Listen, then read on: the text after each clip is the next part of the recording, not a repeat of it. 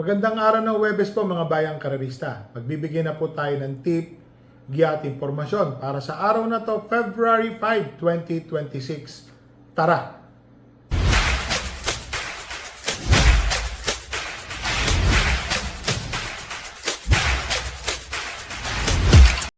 So mga bayang karerista, ngayon pong araw ng Huwebes, ang karera po ay gaganapin sa Philippine Jockey Club. May tribute race po for late jockey Irvin A. Abrea. Kay late jockey Abrea. Ito po ang ating kopya. Ang simula po ng karera ay sa ganap na alas 5:30 ng hapon. Pasensya na nga pala, late po tayo makapagbigay ng tip. Medyo busy po tayo recently sa ating apo at sa mga kailangan nating trabahuin po. Race number 1, 3-year-old and above maiden race. Mga placers po ito, mga natitimbang at bagong kabayo. 8 runners, 1,200 meters ang distansya. First choice, entry number 6, Yacht Bell. Ito pong si Yacht Bell, mga bayang karerista ha. Mainam po, nung nakaraan, alam ko, bandera po ito. Kapag abulan po ito, parang kay The Best of My Love. Parang ganun po, kung di po ako magkamali. So tingin ko, malaki po ang panalo nito ni Yacht Bell. Yung The Best of My Love o Shade Green kasi parehas po eh. Yun po. Second choice, entry number 3, Thunderstorm. Parang tumapos po ito ng terserong malapit. Tingin ko, terserong malapit po ang tinapos ni Thunderstorm nung huling takbo po nito. Isa din po sa dalawa ang nakakalaban niyan. Kundi po si The Best of My Love, si Shade Green po. Mainam po ang pinakita ni Thunderstorm. Nandoon po nang nandoon yan. So dito po sa race number 1, first choice entry number 6, Yacht Bell. Second choice entry number 3, Thunderstorm. Dito na po tayo sa race number 2. Ito na po, tribute race for late jockey Irvin A. Abrea. Rating 17 to 41, 1,200 meters, 8 runners. First choice, entry number 5, Wireframe. Itong si Wireframe, tumakbo po itong nakwarto eh. Dihadon-dihado po. Yung po yung nagpalaki ng quartet. Di kundi po tayo magkamali. Ngayon po, maganda po yung napuntahan po niyang laban. Tingin ko magandang dihado po ito. May panalo po para sa akin po yan. Second choice, entry number 6, Antonio de la Mugis. Itong si Antonio de la Mugis, deremating kabayo din po ito. Mabuti din po ito. Chumechempo po ito dito sa Metro Manila Turf Club. Ang karera po sa Padre Garcia po ha, Philippine Jockey Club. Chumechempo po si Antonio de la Mugis ng 1.14 hanggang 1.15.30. So halos same na po ang nagiging oras po nila mga bayang karerista. So sa tingin ko po may panalo po ito si Antonio de la Mugis. Marami pong matulin dito. Malibu Bell, Toppler Story, saka si Mooney Maniman. Yan po. Sama na rin natin si Mr. Bon na malapit po yan pag tumatakbo. So dito po sa race number 2, first choice entry number 5, Wireframe. Second choice entry number 6, Antonio de la Mugis. Dito na tayo sa race number 3, rating 17 to 41 split, 8 runners, 1,200 meters. First choice, entry number 3, Golden Aria. Ito ho, mga bayang karerista, Golden Aria. Para sa akin po, nakababa po ito ng grupo. Nasa 34-33 merge po siya pababa. Ito pong si Golden Aria sa Metro Manila Turf Club, nag-1.15 po ito. So kung ko-convert po natin dito sa sa Philippine Jockey Club, tingin ko nasa ganung tempo din po siya. 1.15, baka gumanda pa maging 1.14. Second choice, entry number 1, I Love Mati. Itong si I Love Mati, parati na dito sa Padre Garcia yan tumatakbo. Tingin ko, malaki po ang panalo niyan. Baka siya pa ang mayamado dyan. Alam niya na, sasama po natin yan. Naglagay po ako ng third choice, matuling kabayo. Entry number 2, Heritage. Tingin ko medyo maganda po ang laban ni Heritage dito. Pero pwede po itong sumunod sa unahan agad. Or baka mauna pa ho ito. Tingin ko may panalo po yan. So dito po sa race number 3, first choice, entry number 3, Golden Aria. Second choice, entry number 1, I Love Mati. Third choice, entry number 2, Heritage. Dito na po tayo sa race number 4. 1,200 meters, rating 17 to 41 split, 7 runners. First choice, entry number 3, Money for Sheltex. Ito pong si Money for Sheltex, mga bayang karerista ha. Baka makapanood po ito ng naghahabulan sa unahan. Siya po ang isa sa makinabang, may pagka matulin po itong kabayo na to, pwede pong sumunod. Tingin ko, may panalo po yan.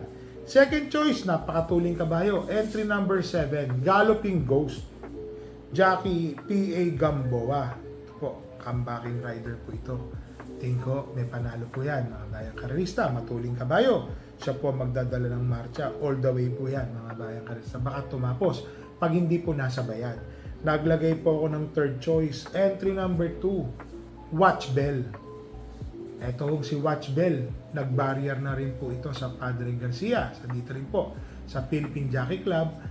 Ang natapos po niya is parang segundo, pero napansin ko marami pa po si kabayo. Tingin ko malaki po ang panalo, sasama po natin yan.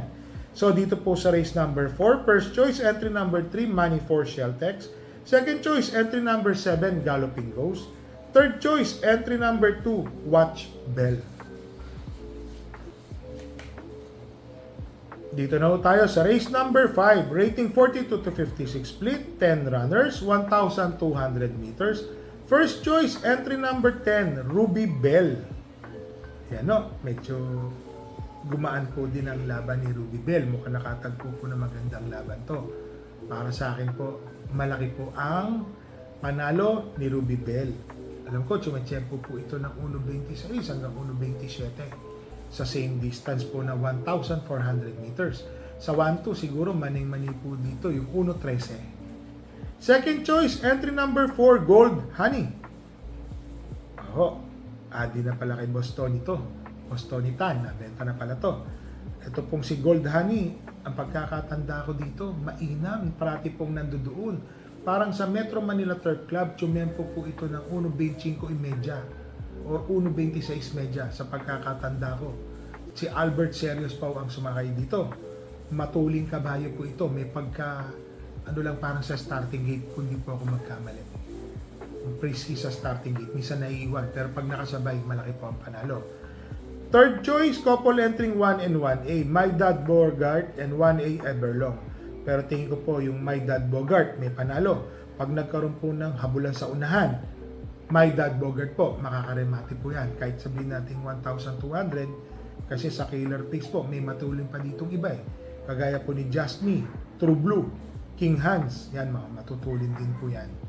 So My Dad Bogart, pwede pong rememate, maganda po ang numero. So dito po sa race number 5, first choice, entry number 10, Ruby Bell. Second choice, entry number 4, Gold Honey. Third choice, entry number 1, My Dad Bogart. Dito na tayo sa race number 6, rating 42 to 56 split, 1,200 meters ang distansya, 9 runners.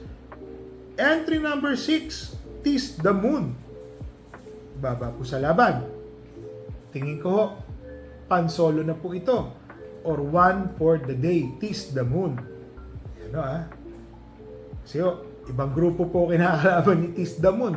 Kahit kakwadra po niya si Anytime Anywhere, nandoon po siya sa mataas na yun, mga bayang karerista. Yun po, papunta po kay Barati yung mga kinakalaban niya. Sila, magagaling na kabayo. So, dito po sa race number 6, entry number 6, Tease the Moon, solo, 1 for the day. Dito na tayo sa race number 7, rating 17 to 41 split, 9 runners, 1,200 meters. First choice, entry number 2, Marengo, matuling kabayo. Maganda ho yung kinikilos neto ngayon.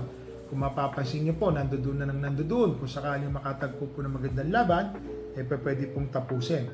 Tingin ko ho ngayon, nakatagpo po siya ng magandang laban. Si Marengo. Para sa akin po, malaki po ang panalo. Second choice, entry number 6, Static, John Alvin Guse. Itong si Static, mababa din po sa laban.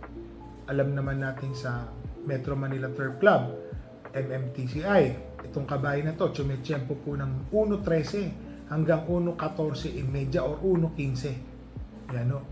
Pag kinonvert po natin dito yan, identical din po yung tiyempo niyan. Tingin ko ho, may panalo po. Third choice, entry number 5, Marquis Angel. JB Hernandez ang sasakay. Ito pong si Marquis Angel, mga bayang karerista. Parati yung nandoon ang nandoon. Nakakapit na nakakapit or nakapatong sa labas. Tingin ko ho, may panalo pag na-discarte yan ng maganda at biglang nag-fall out po yung nasa likod. Nasa unahan, umatras, naubusan, Marquis Angel nanonood lang po at nakatutok. So dito po sa race number 7, first choice entry number 2, Marengo. Second choice entry number 6, Static. Third choice entry number 5, Marquis Angel. So ito po, ngayong araw po ng Huwebes. Ulitin ko lang ha.